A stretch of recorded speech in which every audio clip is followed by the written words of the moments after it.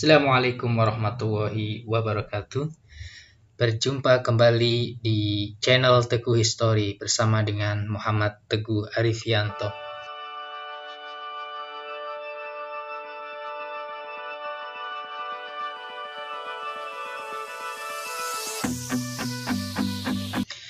Nah, kali ini kita akan melanjutkan pembahasan tentang kisi-kisi soal beserta dengan kunci jawaban soal latihan tes pegawai pemerintah dengan perjanjian kerja PPK guru, matematika SMP, SMA, SMK, kompetensi pedagogik.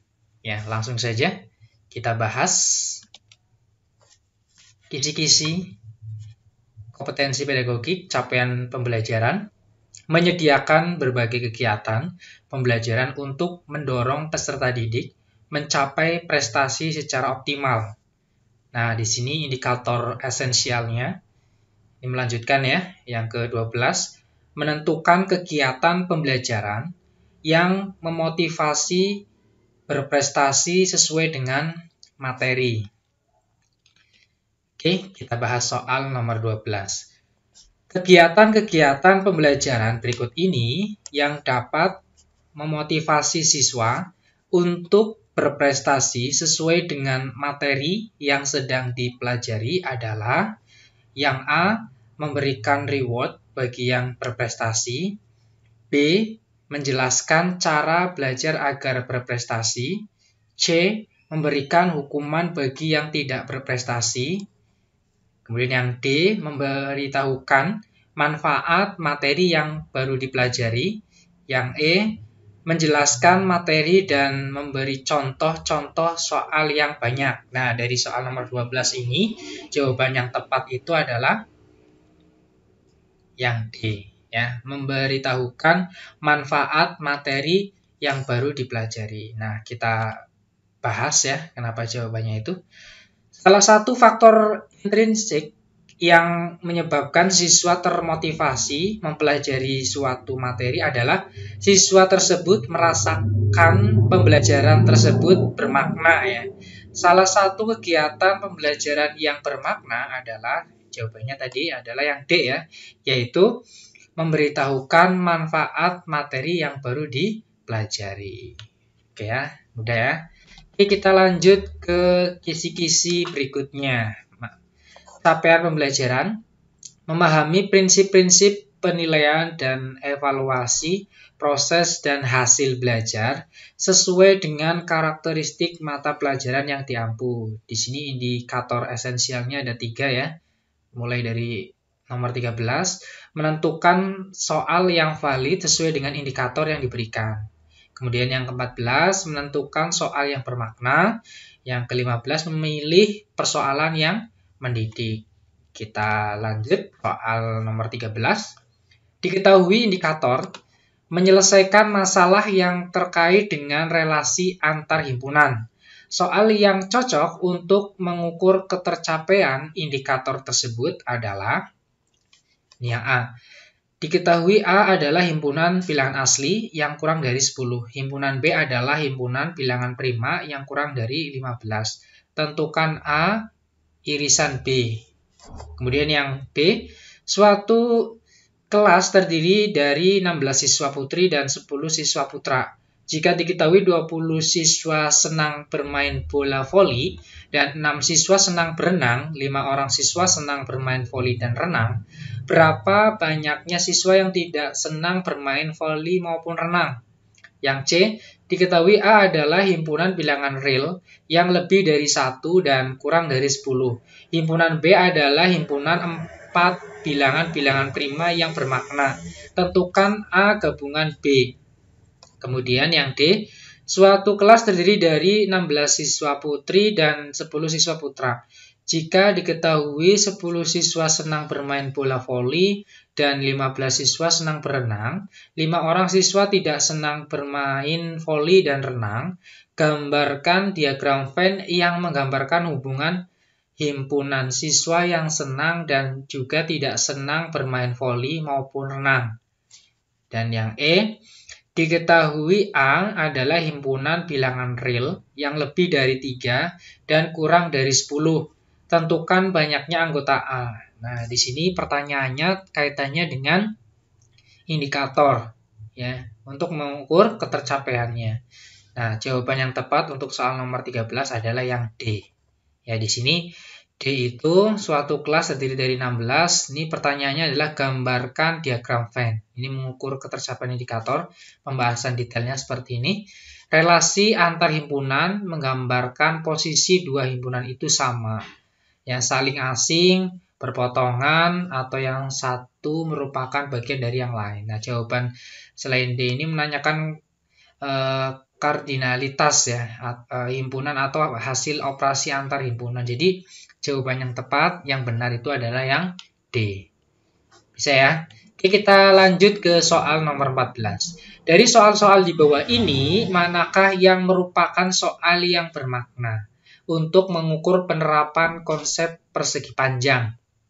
Ini yang A, mengapa persegi panjang adalah sebuah jajar genjang? Kemudian yang B, apakah persegi panjang adalah persegi? Dan yang C selanjutnya, dari contoh-contoh bangun datar berikut, manakah yang merupakan persegi panjang? Berikan alasan secukupnya. Kemudian yang D, hitunglah keliling persegi panjang dengan panjang adalah 8 cm dan lebar adalah 5 cm. E, apakah persegi panjang semua sudutnya 90 derajat? Nah, berikan alasan secukupnya. Nah, di sini pertanyaannya adalah soal yang bermakna, maka yang tepat adalah yang C.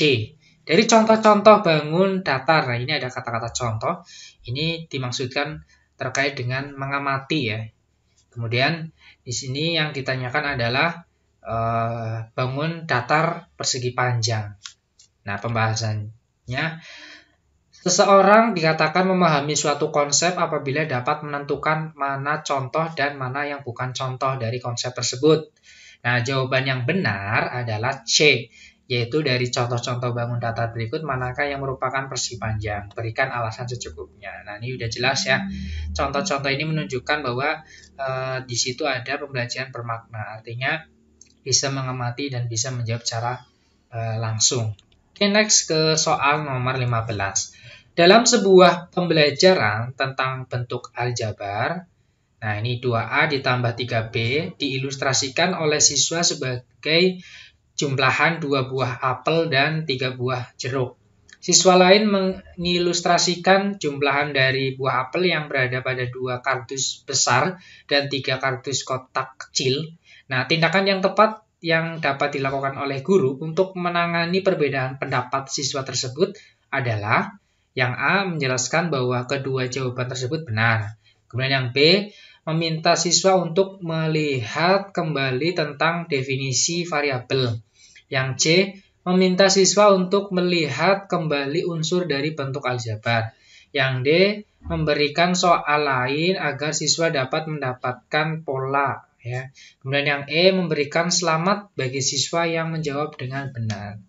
Nah, dari perbedaan pendapat dari siswa ini, yang dilakukan oleh guru yang tepat adalah yang B ya.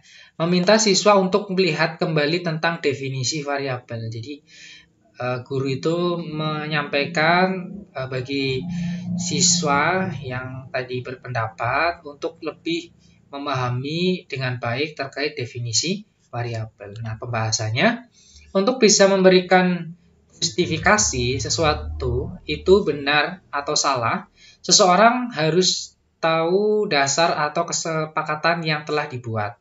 Terkait dengan permasalahan tersebut, perlu diminta untuk melihat kembali apa definisi variabel. Maka jawaban yang benar adalah B. Next ke pembahasan kisi-kisi berikutnya. Nah, di sini capaian pembelajaran, mengembangkan instrumen penilaian dan evaluasi proses dan hasil belajar. Di sini indikator esensialnya ada 2, 16 sama 17. Yang 16 ini menentukan instruktur yang tepat sesuai dengan soal yang diberikan. Yang 17 menentukan soal yang paling cocok untuk mengukur konsep tertentu, misalnya tidak sulit bilangan. Kita bahas soal yang ke-16.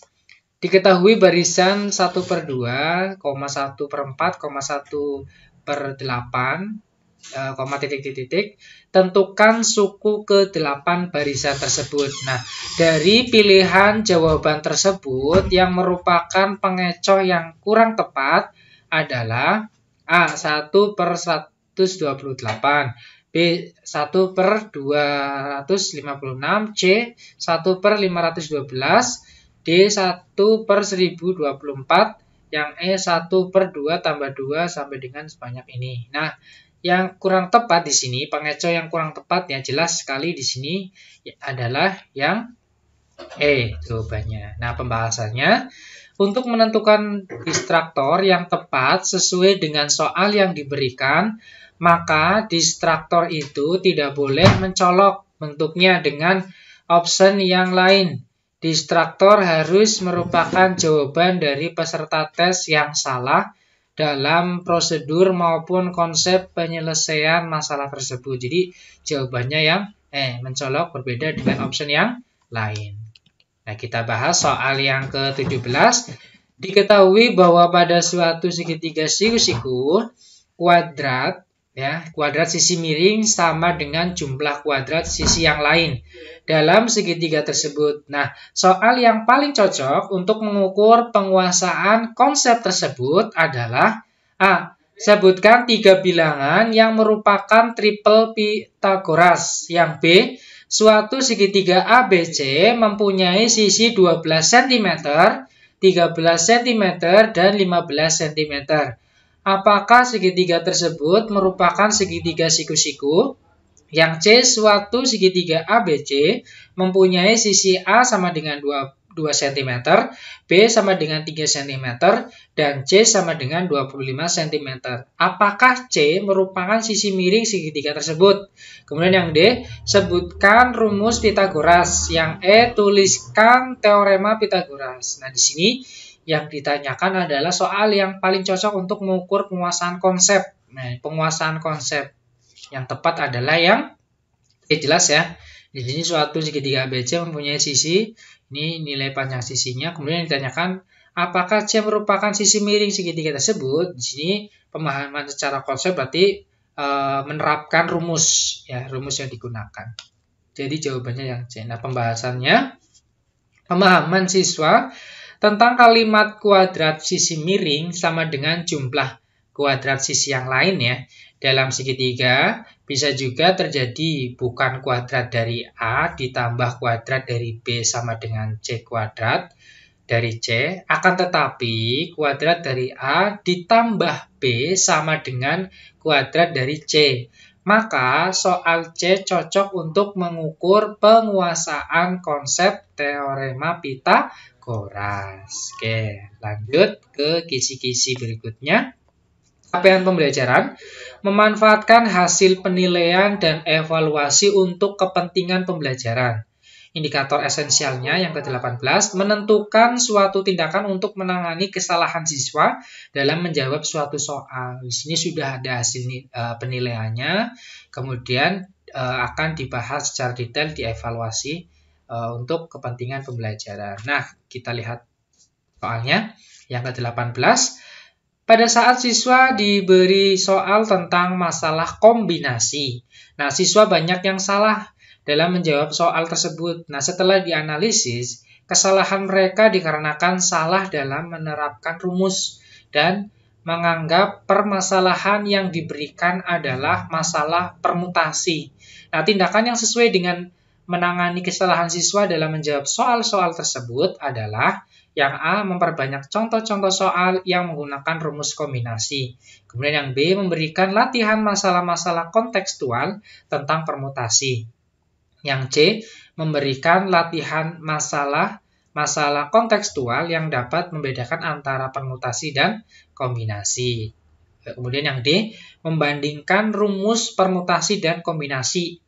Dan yang terakhir E, memperbanyak latihan soal menggunakan rumus kombinasi. Nah, di sini yang tepat tindakannya sesuai dengan menangani kesalahan siswa untuk menjawab soal-soal tersebut ya, di analisisnya.